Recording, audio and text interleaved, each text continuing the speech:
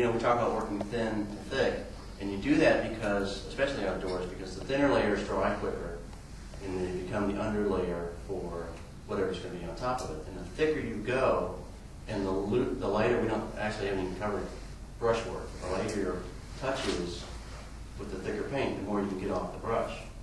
So there's a really great point I was going to make with that. And I hope it's okay if I tell the story, but I painted with Charles yesterday on the beach, and he and I were both painting the same thing. And it was a house with it was on the water, and they had this sort of snow fence thing, but of course it was for sand.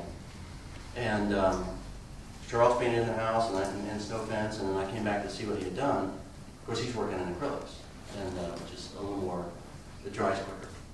And he came back and he just decided, but I love this. He just took out the whole house and just made it about this other thing. And I just, man, that's what you call editing. When you're learning the process, choose one way and stick with it for a long time.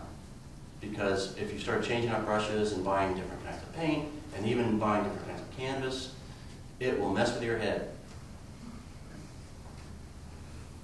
So then anyway, after I left the beach, yes, yeah.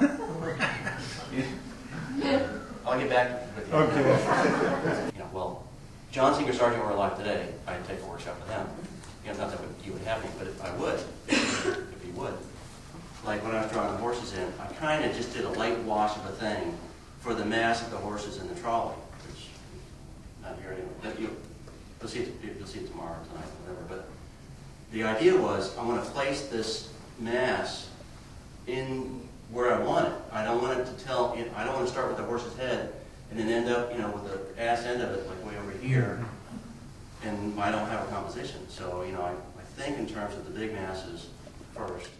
There's a story about Edgar Payne where, and this could be just like folklore by now, but I don't know, maybe you've heard it, but there's an old farmer comes up to him while he's painting out in the field and says, "Why, those are just daubs of paint." And then the farmer sat, you know, for a couple of minutes and he said, "But you sure got to know where to put them."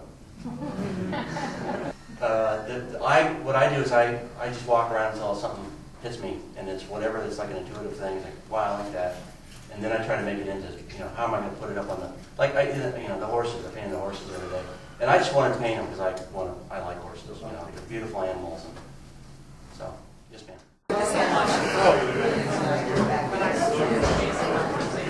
Bring that color down.